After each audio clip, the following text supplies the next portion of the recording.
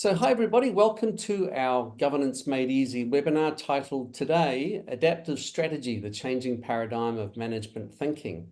And today we're having a discussion with our special guest, Stephen McCrone, Managing Director of AGLX, Tracy Cross from Conscious Governance, and Paula Steed of the Guardians. My name's Sean McDonald, and I'll be your moderator for the next 45 odd minutes. And firstly, thank you, as we always do, thank you for attending our event. We always appreciate the effort you've made to be here for our live events. During the session, if you have any questions for our panelists, please use the Q&A button on your toolbar rather than chat. It just enables us to track them a little better. And we will get through as many of the questions as we have time for. And finally, if you stay through till the end, which we hope you will do, and as is customary for our webinars, we have a special treat for you. By answering our really short survey at the end, it's about a minute long, that's all it takes. You'll go into the draw to win our beautiful gift hamper worth over $400.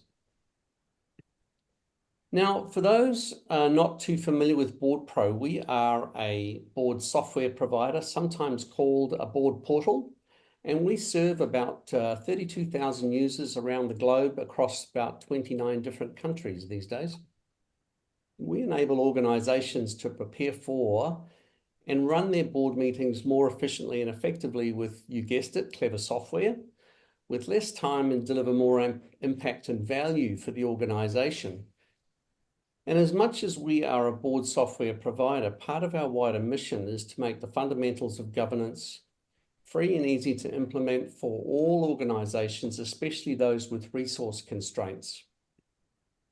These free webinars and the many templates, guides, and white papers on our resource page of our website are a great tangible example of how we look to achieve our mission for nonprofits and for-profit organizations around the world.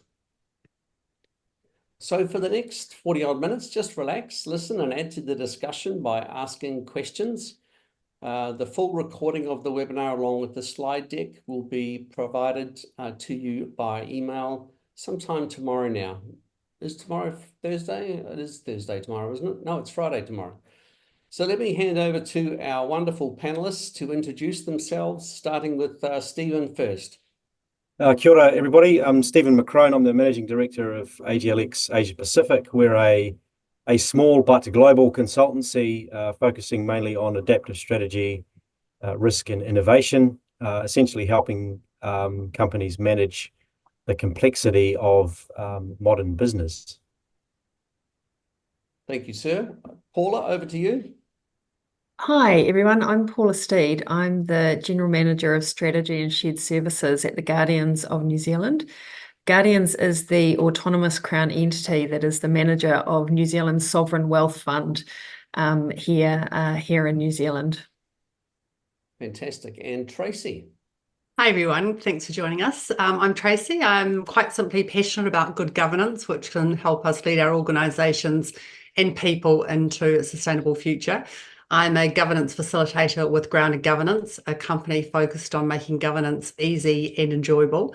I'm also a professional independent director myself and a practicing lawyer with over 25 years experience in corporate and financial services law. So I bring a variety of experiences and angles to my governance lens.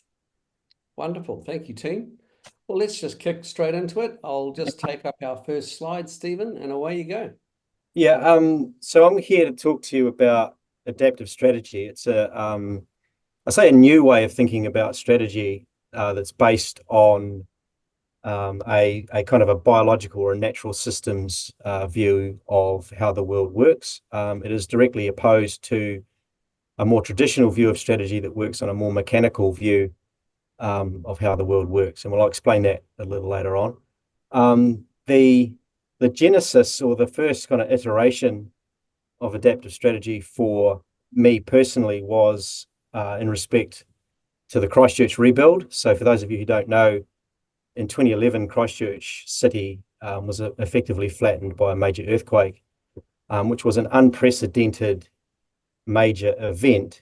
And it was very complex in terms of how to rebuild the city.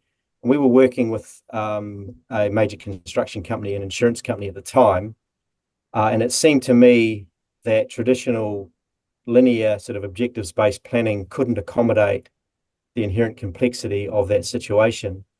So we started thinking about new ways of developing strategy, and the adaptive strategy process that I'll talk to you today effectively evolved from that. It was a way of deploying resources in a much more adaptive way. And the real essence of it was we couldn't really predict what the future was going to be like. We couldn't have a deterministic view. So today, adaptive strategy, I say to people, it's really only for people who can't predict the future. If you can predict the future, you can use a more traditional approach. Traditional strategy, for those of you who went to university in the 90s, 2000s, and sometimes even today, is really founded on the human desire for certainty, or a real fear of uncertainty. It provides I guess, an illusion of control. If we can control the system, then we can guide our organization through it. And that's based on the idea of determinism and reductionism, which comes directly from Newtonian physics.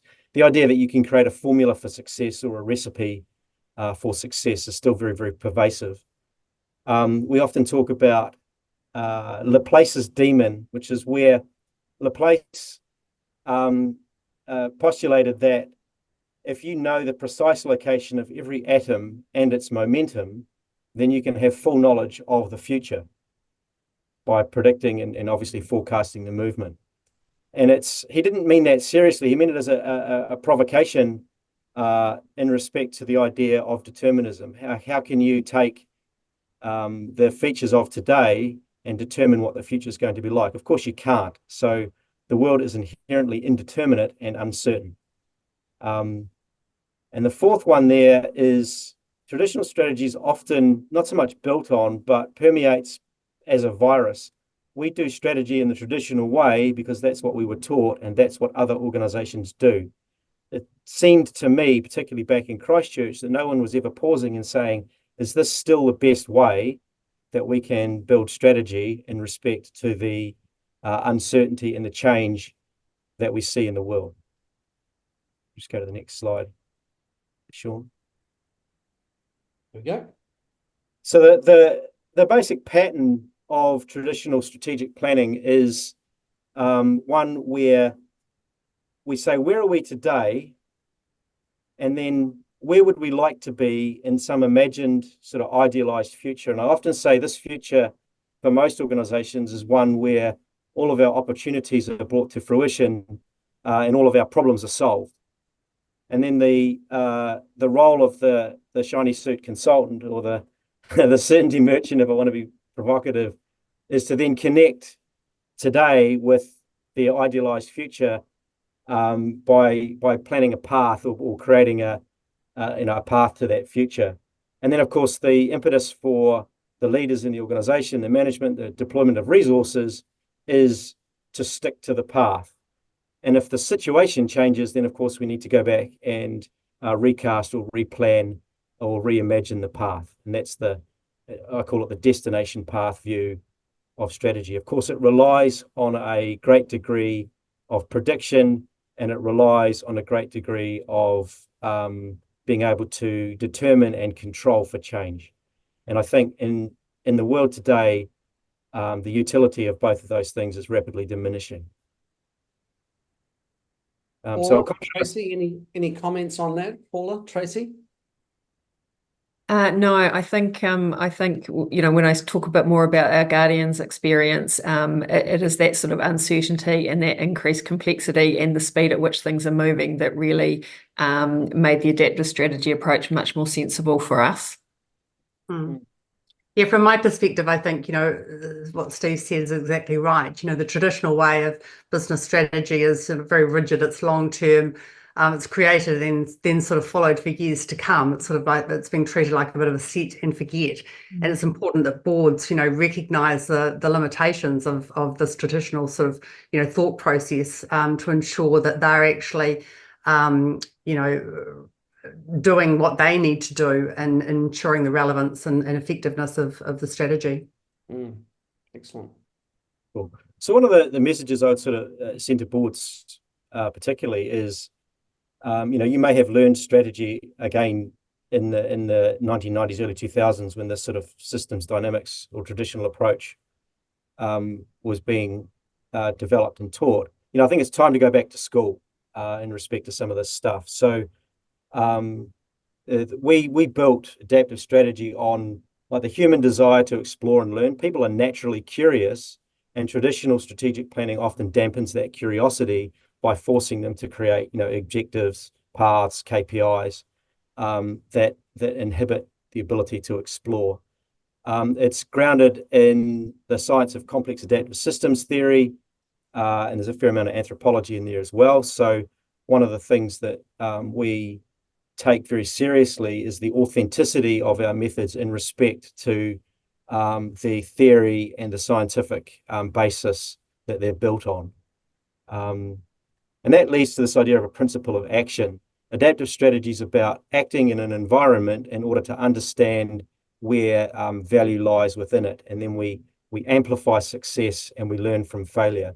We're moving away from a reliance on analytics for prediction and a reliance on planning in respect to, sort of the dark room intentions, whereas what we're saying is actually go and put some light on it by exposing our organization to the world through lots of multiple kind of different actions. And then, of course, the last one is continuous sense making. And what that means is as we take action, as we do stuff, then we get new information. We're exposing ourselves to new ideas. We're exposing ourselves to feedback about the things that are working and feedback about the things that aren't. And of course, that then feeds into our next set of actions. When we draw that, it looks quite a lot different to the traditional kind of single path. And here it is here. So this deliberately takes a biological metaphor, so an evolutionary approach to strategy, where we start very similar to a traditional method by describing the present. And rather than establishing a set of objectives, rather we set a direction of travel. In which direction are we traveling towards as an organization? And also an important part of an adaptive strategy is the idea of what are we moving away from? So what don't we want to be, or what do we want to say no to, which is really, really important. Organizations are often defined better by what they say no to than by what they actually say yes to, or the direction they're moving in. So we use both of those things to establish a direction of travel, and then we establish a tempo of movement. And that's where we say, how do we identify what we call adjacent possibles or possible next steps in order to maximize the potential of where we are right now.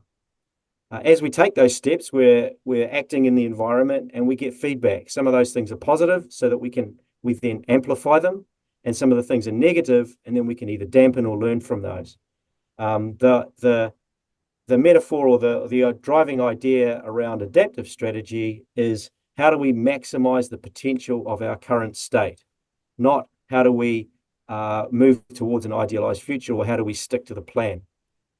Once you start moving like this, then strategy becomes about action, it becomes about movement, and the path is actually an emergent property of the direction and the tempo. So we're not trying to plan the whole path ahead of time, we're really only just planning the next step or the next steps.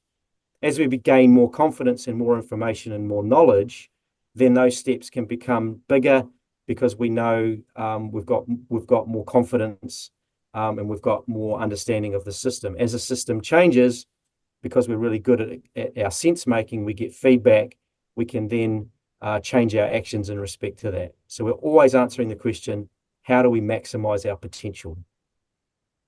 Stephen, I have a question that's come in, Yes. which I'll read out. What needs to be set up, tested, probed, etc., inside an organization to increase the likelihood of breaking pattern entrainment of traditional strategy approach, i.e. managing the substrate? Yeah, that's a really good question, and it's a really common one that we face in organizations. And certainly, 70 years of what they call systems dynamics theory of traditional management is very, very hard to break. One of the things that we do is we say there will be parts of your organization that operate in an adaptive way, or people in the organization who are prepared to take the risk.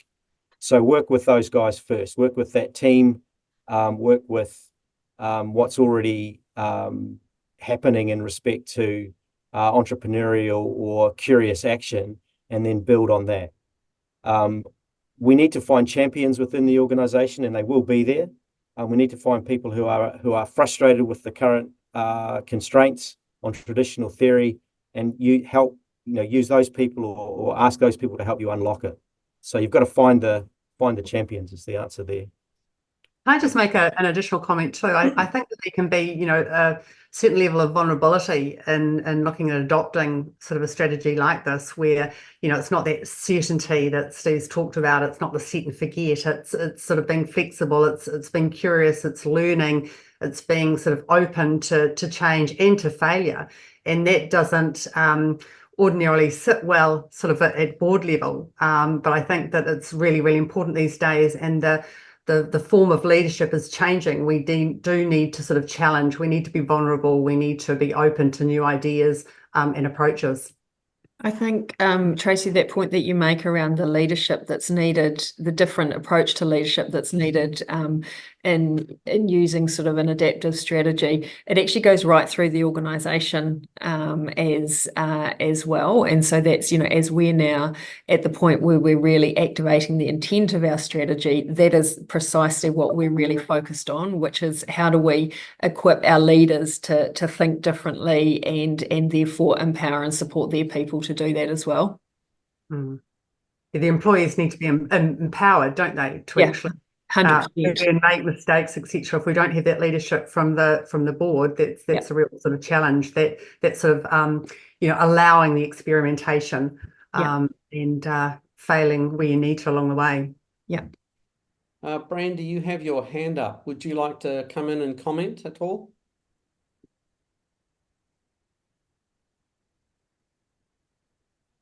No, possibly not. Sean, I see a question there. Says, can you see a time where both types of strategy are used at once? That's a really good question as well. I think I deliberately, for my own nefarious purposes, make this a dichotomy: traditional strategy versus adaptive. When we establish adaptive strategy, we establish it with the intent of accommodating a traditional approach when the future or the future state of the system that you're operating in is actually knowable, and you do have a lot of confidence in respect to your actions in that space.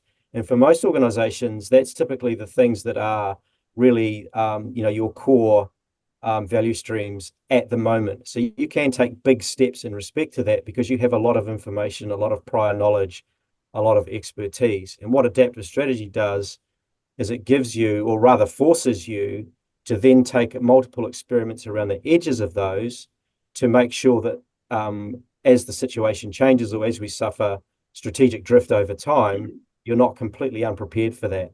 So this adaptive strategy approach, when we do it in real organizations, accommodates both a traditional approach when it's contextually appropriate and a more exploratory approach when that's contextually appropriate. I like the one up the top, Stephen, that's come in and says, I've always liked the saying, tactics eats strategy for breakfast. Is it fair to say that that this is consistent with adaptive strategy? It's an interesting comment. We don't normally differentiate at a sort of categorical level between tactics and strategy. You can, but I think that's a really good comment. In some places, very small actions have a non-linear consequence, and therefore tactics will eat strategy for breakfast. In other cases, that's not true. But it's always an interesting dichotomy, and I think both are really, really important. Well, I think too the adage that culture would eat sort of strategy. I mean, this is around the culture around adaptability and flexibility, etc. That's what's really going to get you there. David has a question. How does an organization know when to drop the pursuit of a path so they minimize wasted effort? That's a really good question. Looking at this diagram here, Steve, that's a really good question. One of the key aspects of adaptive strategy is the idea of sense making. Well, in sense making, it means like making sense of your strategic environment, but also making sense of the impact of the actions you take. Okay, so you need to have really fast feedback mechanisms. And if that feedback is telling you that you're not having the impact you desire, or that impact is negative, then it's okay to stop. So we're moving away from this idea of, things are successful, things are failing, and we're saying actually it's the learning that really matters. If we're not achieving the result we're wanting to achieve, if we're not, driving the value we want to drive, then it's actually okay to pivot or change or stop.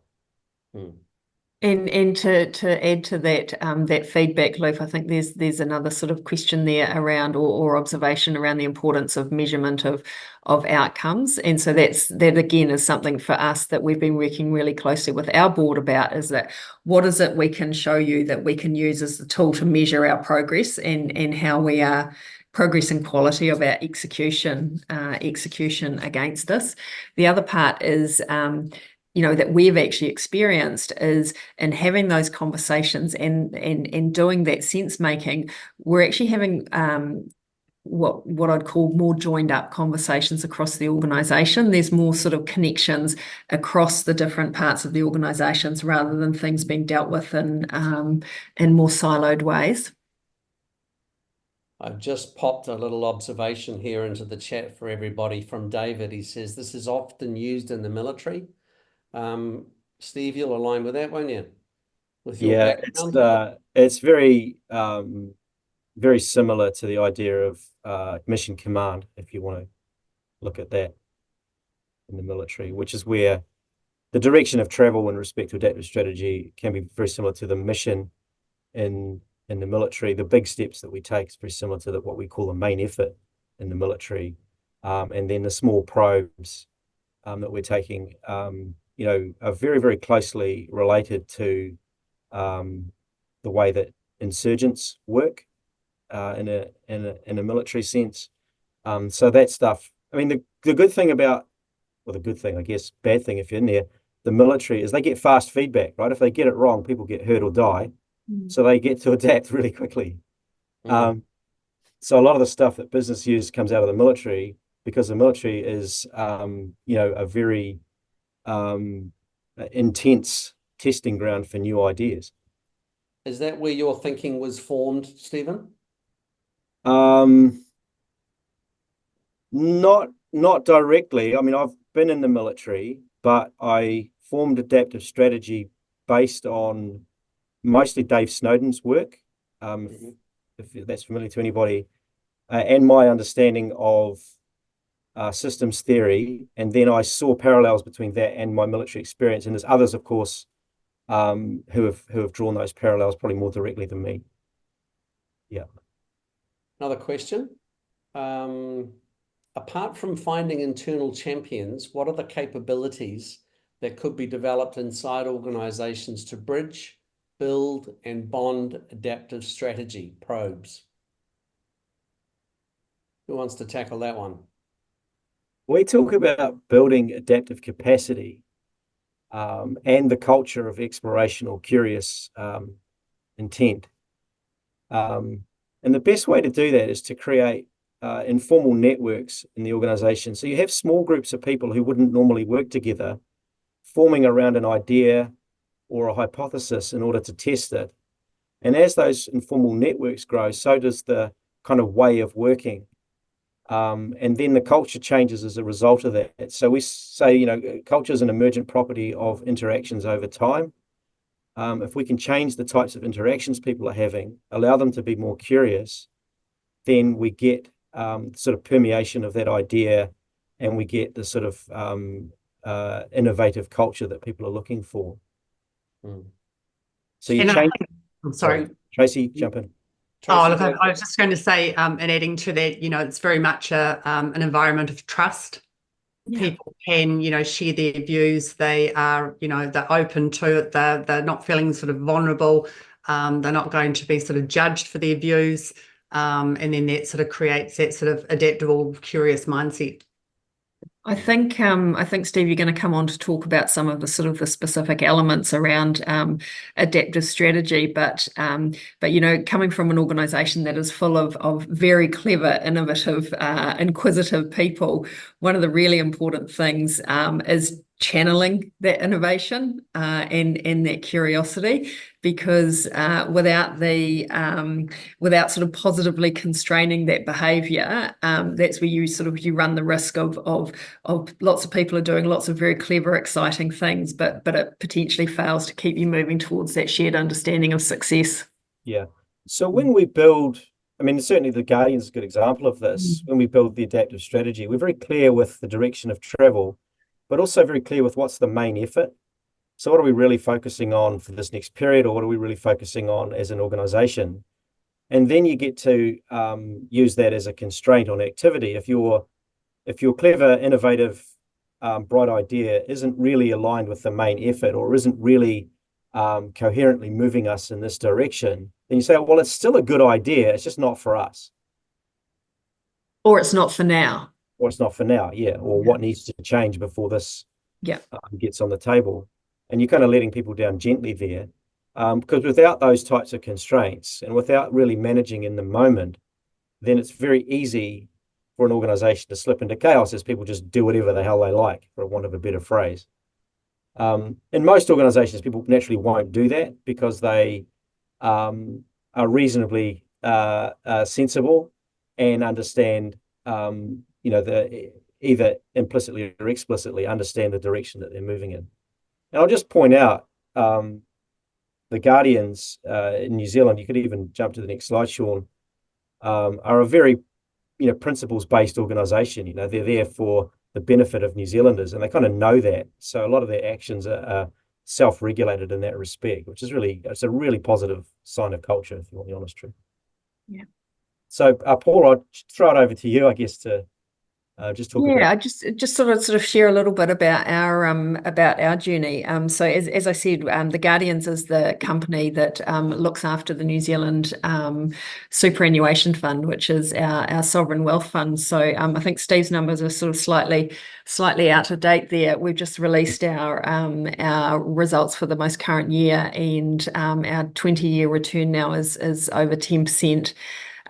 With last year's return just under 15%. So, as an organisation, we've been around for 20 years now, with our purpose is to grow a pot of the government's money in order to help smooth the cost of New Zealand's universal superannuation for future generations. I think we are the definition of an organisation that cannot predict the future. But having said that, there are some things that we do know. We know that our purpose is exactly that, to grow that pot of wealth for future generations of New Zealanders. We know that Treasury modelling has us doubling in size funds under management in the next 10 years. We also know that we've been objectively successful, in our life to date. We've got great 20-year returns. We've been named the world's #1 sovereign wealth fund. But there's a whole lot of stuff that we don't know. We don't know what markets are going to do, and obviously that has such a huge bearing on our success or otherwise. We want to retain the ability to be an opportunistic investor, because we are in the long term. We can take opportunities when they come up. So we don't want to sort of shut off too many doors, but equally we can't kind of leave everything open, because otherwise we end up with this infinite universe of things that we could be doing, and how do we know that they are the most meaningful things that could be taking us towards where we need to be in the future. So this was sort of, I guess, the challenge that we had when it came to thinking about strategy. And we'd also had the case in the past where we'd had really clear investment beliefs and really clear investment direction and investment strategies, but we hadn't sort of wrapped the organisation or the enterprise around that really well. So we really wanted something that integrated both the front and the back office of our organisation into a true enterprise strategy. So this was sort of something that that became my my opportunity to grapple with when corporate strategy came into my space, and a lot of the things about adaptive strategy and the way Steve describes it sort of are feel very intuitive to me. You know, you can't predict the future. You can't map out a sort of a linear path to get where you want to be, because there's so many things impacting it on any way. But it is sort of has been a big change for our organisation. So it's been a long process to sort of shift to developing an adaptive strategy. We had previously done work with Steve and the AGLX team when our board and executive team had revisited and refreshed our purpose and our vision. So they sort of made sense as partners to sort of, you know, they knew us, they knew I guess our idiosyncrasies and some of the very sort of intellectual way of thinking that our people apply. So they were sort of natural partners to work with us as we sort of started on this journey. I think what we did do right from the start was engage our board. That was really important, and we did a lot of ongoing and iterative education sessions with the board. So we started out with, you know, it from a theoretical perspective. We got Stephen to come and give a more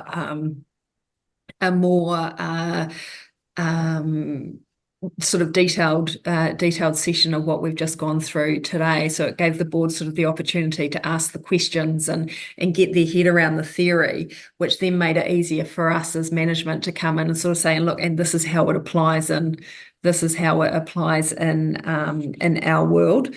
And then the other sort of thing that's been really important as we've gone along is we've actually brought our people very much into this. So I think to the point that you talked about before, Tracy, you know, in order for this to be successful, our people have to buy into it, and they have to understand it, and they have to be empowered to work within it. So we did a lot of workshops with our people, cross-section of people across the organisation, and that was really around setting that sort of future definition of sort of, not definition, but you know, what was success going to look like when we got there. Had the same conversations with our board members. One of the things that we had grappled with a lot in the past was trying to, in an organisation that sort of, you know, we don't have customers as such. We have one stakeholder, the government. We have, if not a guaranteed source of funding, because the contributions have been turned off before. We know where our funding comes from. So trying to sort of go, well, you know, how do we do this, and how do we do things differently, and where does the board want us to go, has always been quite difficult sort of getting that from them. So one of the things I think out of this whole process that has been the most useful is we developed a series of tensions to test with the board, and in order sort of to say what is our direction and how might we get there. We had a series of I guess trade-offs, things that slightly artificially existed at one end of a continuum, like, you know, our risk appetite. We want to be very conservative, or we want to be uber aggressive.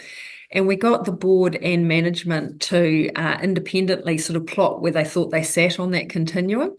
And then we came together and had conversations around, well, what were you thinking, you know, when you sort of put this and okay, if this is current state, where do we want to be?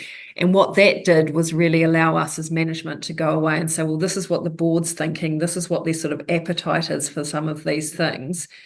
If that's the sort of the idea of success that we're moving towards, these are the kind of actions that we can start to take.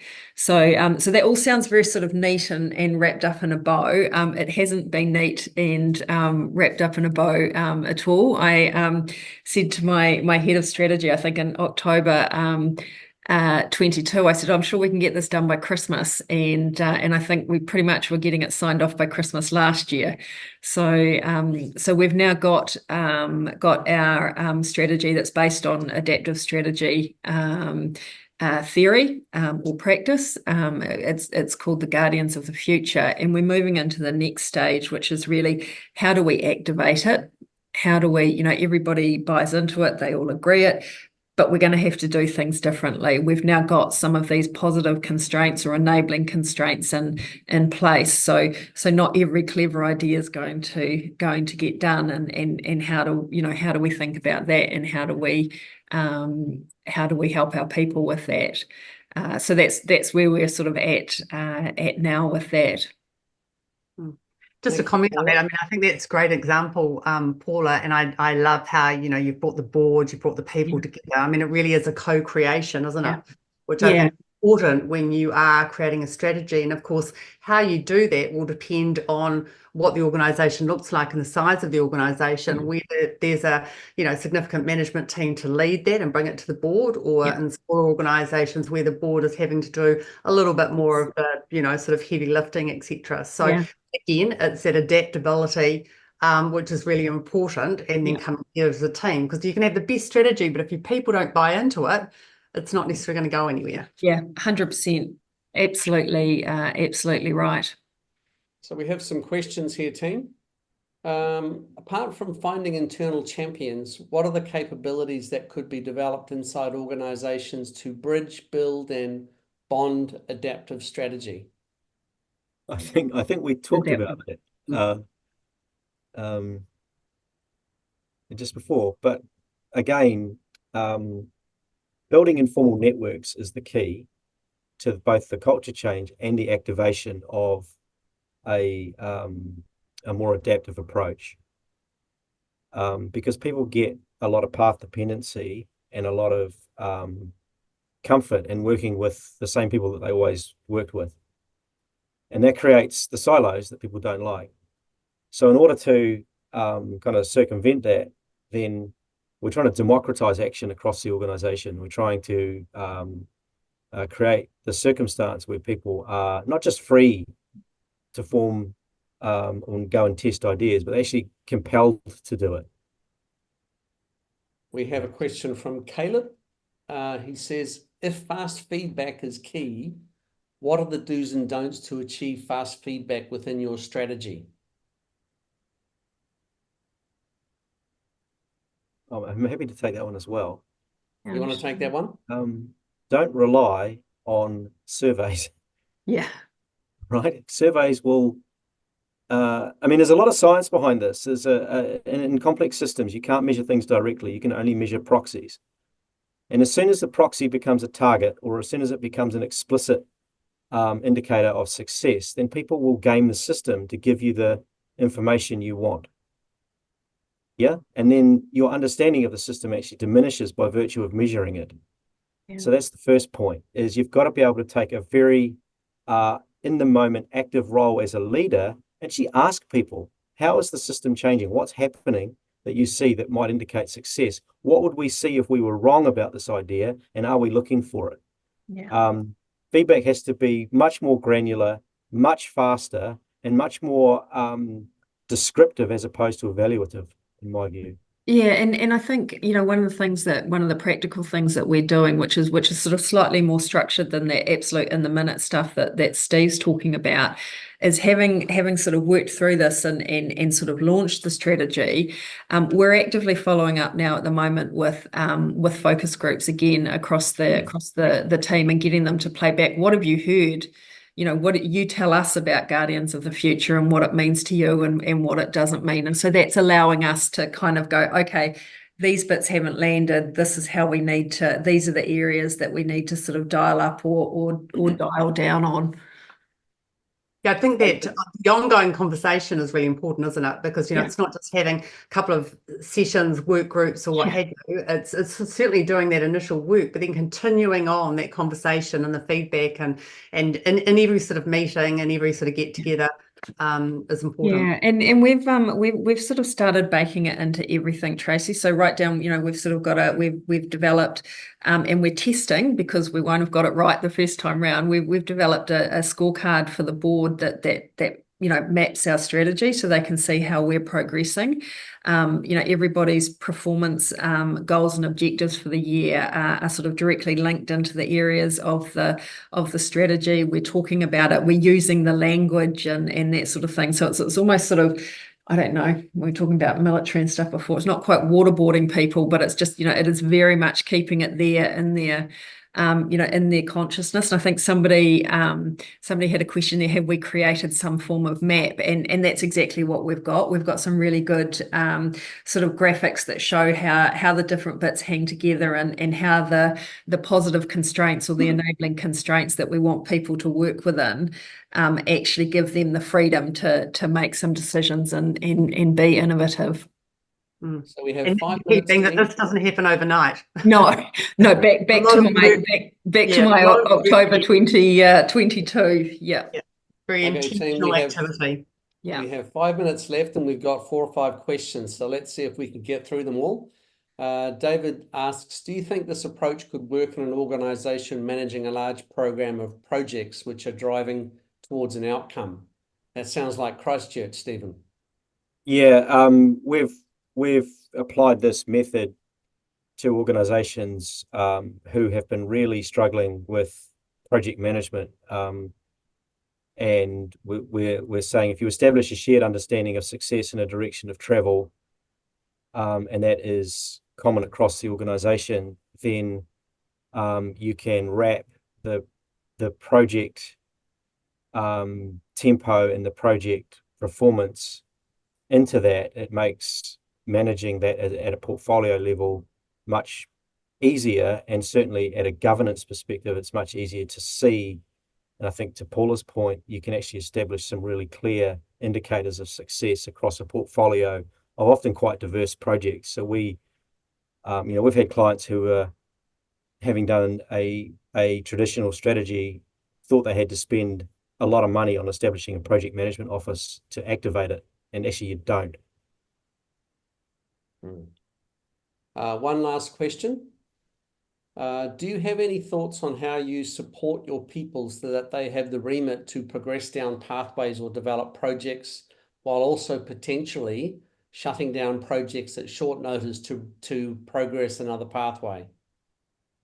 Yeah, look, that is where we are literally at the moment, is really what we're talking about it in terms of activating the intent of the strategy.